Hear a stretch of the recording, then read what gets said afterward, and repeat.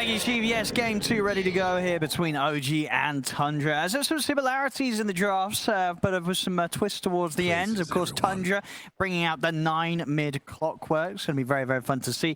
And as for OG, a bit sort of back to the good stuff, right? You know, this is what you expect. BZM back on his Void Spirit in the mid. And maybe actually not what you would expect in terms of what they're able to get as the last pick, because obviously in the past, Amar normally had his whole repertoire of heroes banned out. They're actually able to get the last pick Mars from this game. Yeah, has gotten nerfed also into a pretty tough matchup, since he is going to be very likely versus the Razor, and the IO could be very difficult. Sure, he can play and offset some of it if he hits the spear to stop the links, but the lane should, in theory, be pretty difficult for him. But it's comfort, right? I think OG has gone all the way back to comfort rather than doing some quirky stuff with the Void Spirit as the 4th position. And yeah, Tundra, the Clockwerk mid, something that I feel like a lot of people in theory crafting, especially versus Spirit heroes, because versus most melees as well, nobody can trade with you. This damage is insane. You clear the creep wave really quickly too, so eyes on mid lane, at least for me.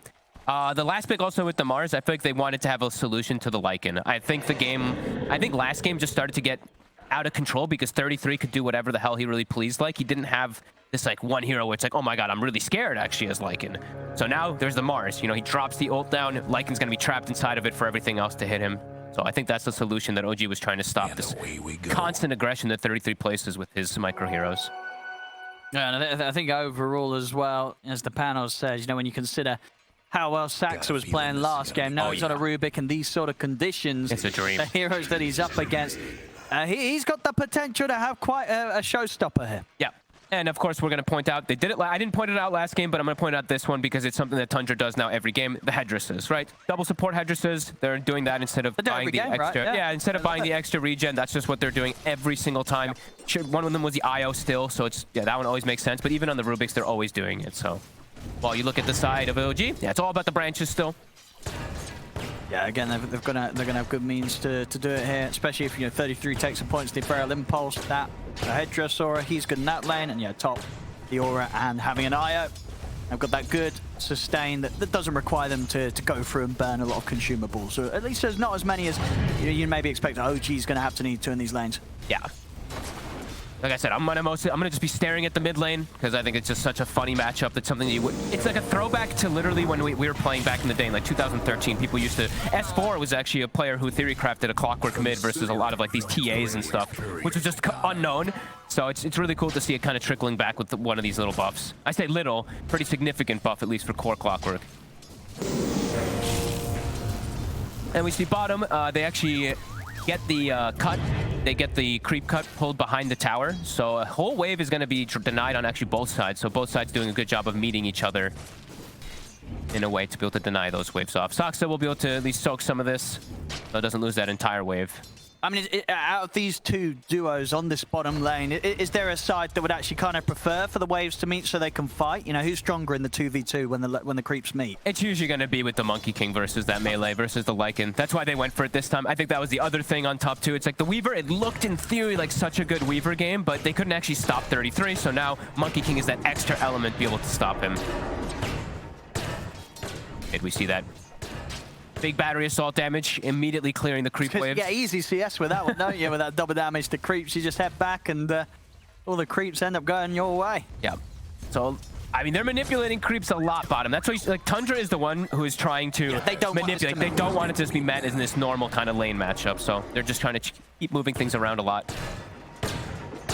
And top, as we didn't really touch on too much, but top is gonna. I think top is the one that's a little bit more boring. Yeah, it's gonna be a tough one for OG. He's in trouble there. He might just die. Yep, there we, ladies and gentlemen, 9. Clockwerk mid clock, first blood against BZM. Even BZM offering him up a tip for that one because 9. A very, very nice solo kill to get against a Void Spirit. Yeah, you get the water rune, but you die for it.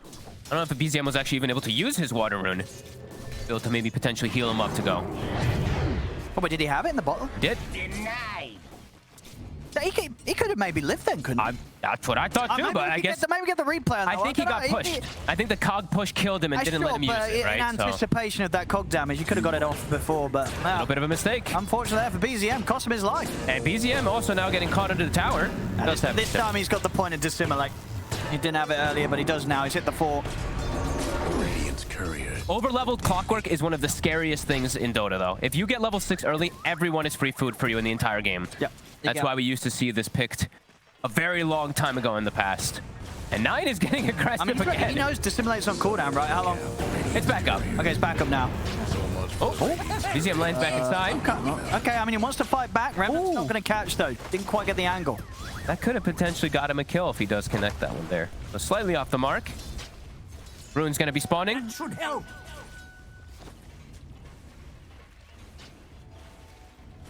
It doesn't look like we're going to get any extra. Ooh. Are we going to get some movements over towards Tundra's going to get the bottom one also. Yeah, Saxo's going to make sure the BZM can't get the refuel. Oh, they're really trying to put the pressure onto BZM this game. Top lane, though, Tiger.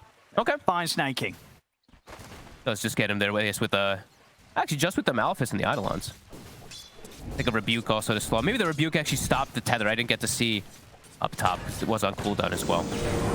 I just keep getting. I'm looking at mid. It's like no cooldown, so he's just constantly going. BZM just taking so much damage each time that 9 steps up and trades with him. BZM? It's got to be. I mean, look, we've got to watch that XP because what 9? Yeah, a few creeps away from the level 6. Once he has that, BZM can't go for any more of these risky plays where he's living on the edge. No, definitely not. He actually has to go back to base. So it's going to be a very over-leveled Clockwerk with the level advantage versus the Void Spirit too. And Clockwerk, one of the best heroes to rotate around the map versus these squishier melees on the side lanes. Oh yeah, these side lanes will die. Oh yeah. Let's see what happened up here. I think something stopped the tether, right? Let me see. Or does he just actually... Oh yeah, he just dies. Well, he was attempting to stop it with the Rebuke, but... There we go. 6 on Clockwerk and 9 immediately. He's looking elsewhere out of the lane potentially. He's going to get the refuel with the ball and, yeah, a movement straight to top. But it has been indicated by BZM. Yeah. BZM letting the team know that 9's on his way over. So OG should be careful. Ooh, and indeed, nice little scout. He'll move with the Eidolon. And, yeah, did the Eidolon get vision of him, actually? It looked like it was kind of just on the edge. Oh, was he just... It did see him, yeah. It did see him, yeah. Okay, just on the edge of the vision. Bottom, Misha. Some pressure. I will be able to snipe the courier. So that's the boots gone for Yuragi. Oh, that rocket coming in globally. That little extra damage. And get the Wolves in. And the Wolves, one more hit should be able to do it. They're able to hold back one of them with a Boundless Strike, but Misha, he's been surrounded, and the Wolf will take him down. Saxa, he's going to opt for the TP out, and he is away in time. Saxa able to live. I almost feel that. 2k gold lead already from these early moves. 9, even pushing him away with the hook shot to guarantee the rune. Tundra, really on point this early game. 2k lead already, 6 minutes in. A lot of that coming out of the mid lane. 800 gold advantage over his counterpart. Amar's still doing decent, I would say, in the top lane since he is versus a Razor. He's gone for the triple Bracer build this time around just to be able to sustain through it. Sure, he's behind, but it's to be expected when he's playing versus this lane. Are you a 2 Bracer or 3 Bracer kind of guy? I'm a noob. So, no, I mean, I'm a 2 Bracer Soul Ring usually, but if he feels it's a better situation when he goes for something like this to tank up, he's definitely right. Amar on this hero is very comfortable. And Tiger's going to start jungling a little bit, so they know that they can't actually apply any pressure onto this Razor anymore. And Snaking will start getting some pulls. So Tundra's starting to get some maximizing going. So your 9's going to rush the Orchid. Okay, so the Ice build from the off lane from the mid lane, which is excellent this game versus Enigma versus Void Spirit. He's going to always get the connection too, so it does make sense if he does opt to go for that build. Lets him scale really nicely too in the later stages. It's going to be a very farmed Clockwerk. It really is.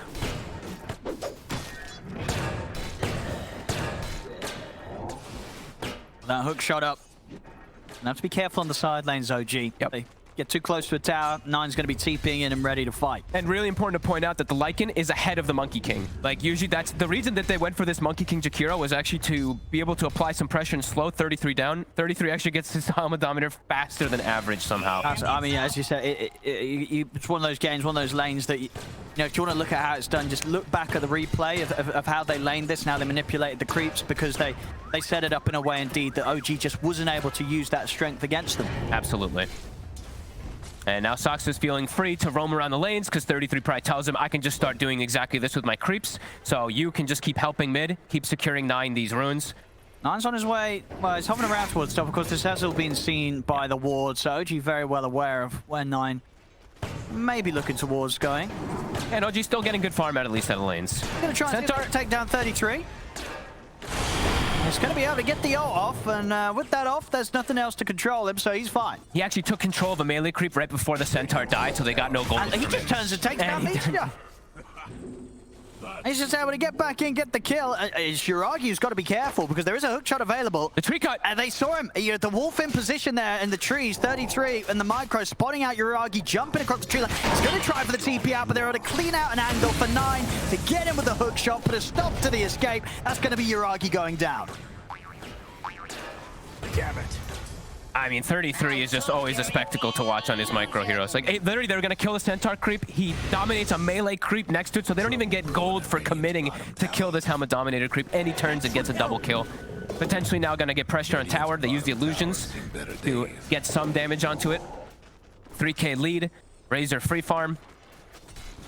Very much coming into this second game with the same sort of ferociousness that they were playing with in that second half of game 1. It's just continuing here for Tundra. Soxa could be in some trouble though. BZM Radiant's bottom tower. might just be able He's going to get some help. 9 is around and they're scared. Misha. What they could do to help him, not a lot. Remnant's going to be dropped down, but already Misha's trapped in the cogs, and 9, he's on a killing spree. Mid Clockwerk coming to a pub near you. And honestly, I wouldn't even be mad. It's looking great. You know, It is. sure, 9's making it look amazing, but I think that's also comboed with the fact that this hero, at the moment, with the new battery assault clearing out creeps the way it does, it's a great spot to play the hero. When you're playing versus melee heroes, this is what it used to be a long time ago in the past. As I mentioned, this is something people did theorycraft. It's even better now. Thinking. So if they're going to save him, they can. Now get him away from the Idlots. Fade bolt damage reduction, maybe even saving him as well too. Little things. Oop. A little bit off the mark there with a hook shot. Tries to throw it out to see if he can get a catch on Tiger. But not this time round. Tiger's going to be fine. This is going to be a very early Orchid. He's already got 2 components. See if we get the lift up. BZM's still got an Astral Step and a Dissimulate, so should be able to get away. And of course, 9. Hook shot still on cooldown. They are speedy. They are still chasing. Battery assault's back up. He's going to get back in. He wants to kill Snake King. He's got to dissimulate, and they'll get the job done. They get the kill. And with Tiger by his side, BZM's got enough backup that 9 can't just run straight back in towards him. Mid tower's coming apart. And meanwhile, what's going on? Yeah, Misha dying underneath to a the wall. tower there. Yeah, 33 again with a persistent micro of his wolves, making sure that no support feels safe out on the map. And now they're, after getting bottom tower, immediately swing to mid. Just continuing to apply pressure on all fronts. 11 minutes, both towers drop down. Top 3 net worth.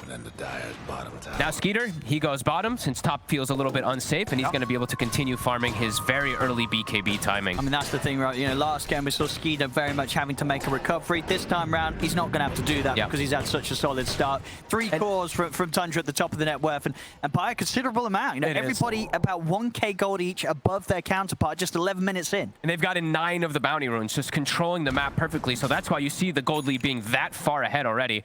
And to point out also, something Yuragi doesn't do too often, he's going to Battle Fury. He's actually one of the players at the Major who is doing the Echo Saber fighty build. He wants to go for some more greed versus the Lycan. Might not be able to get to that point with the way that they are playing right now. It's a different approach against Tundra, an approach that I feel we've seen teams try many times before and normally failing. You know, Tundra, they are the team that will run you over if you've got a carry that needs time and wants to go the Battle Fury route. It's not going to be easy for OG. You know the drill. Definitely not. No breaking through the dire structures for now. Soxa knows that he can poke up here because he has the Dissimulate to be able to protect himself. So actually going to stall out a bit. He's going to stall out the entire tower push, actually, with just 1 Fade Bolt. And now OG, with 4 heroes up here, getting completely out-farmed. Like, Tundra just farming the map. 33's about to have Helm of Overlord done. 200 more gold. And then you've got a big Ancient chasing you already. So early on in the game. Incoming! That's scary for them to commit. Like, they can't commit onto Sox. He just assimilates and gets out. And they keep seeing the rockets flying over too, so maybe expecting 9 close in the area, the max rocket flare. And I think that's the Orchid done, right? He does have it finished. So now, BZM, in most of these situations where he gets caught, he'll just die solo to the Clockwerk if he doesn't have backup. And are we going to see anyone anywhere close to having something to save him? I guess that the first thing will be the Force Staff. It's so far away. But it's not coming soon. So not really any counterplay to the silence of the Orchid that 9's going to be thrown in. Sox has bought, what, 2 minutes up here at least? Just stalling the tower push with Fade Bolts.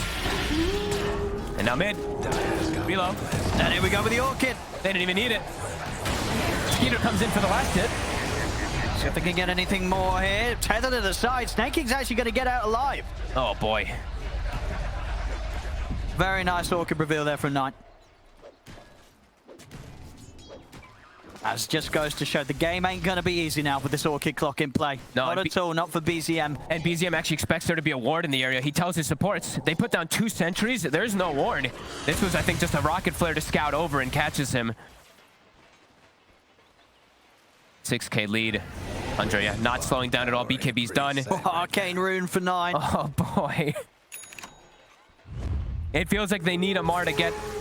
I mean, I don't even know if he can go for the blink this game on the Mars, because I think if he blinks in, he just dies immediately. So he looks like he wants to go for BKB, but I don't know if they're going to have the time for all this greed that's coming out. 33 already pressuring tier 2s. I mean, these two with an Orchid and with an Arcane Rune, they should have the round of spells to take down Amar. He can't get out of this. Dominate! A little advice. Stay True dead. killer 9. And it's off.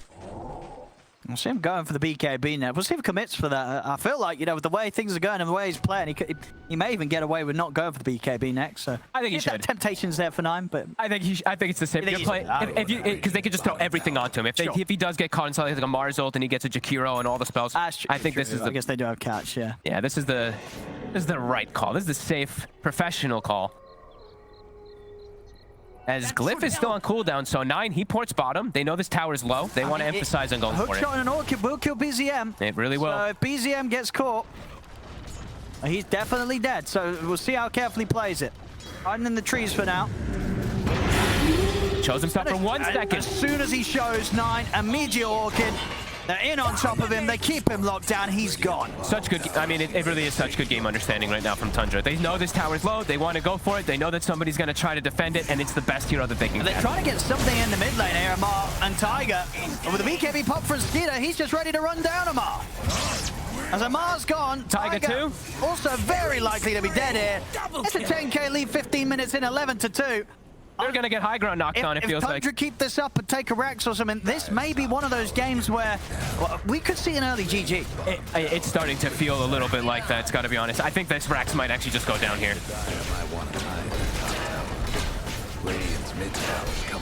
Tier 3, 16 minutes, it's gone. Any chance of a defense from OG? We'll see. They're going to try. They laid down the macro. Snaking, he's got the mech. Try for a bit of a jump on to 9. They played careful. The range racks, they'll look to the melee. OG will be able to clear out the push here. They'll go with the arena, but there's not really any follow-up from Amar. The Rax is dead. It's gone. He denies it. There you go. BZM denies a little bit of money toward their way. 16 minutes in, Barrack's gone. 12k lead. This one is out of hand. And also... They found Uragi, 9. What a menace. He was so close to the Battle Fury as well. Sets him back another couple of 100 gold there, that death. This one's feeling pretty... They're trapped in their base. It's 17 minutes, Owen. They call it. I told you, it felt like that. It felt like we were going to have an early one. We had one just sort of out of the blue, but completely understandable. This game was over. It really was. 17 minutes in. This was... This was the biggest stomp we've had in DPC right this tour.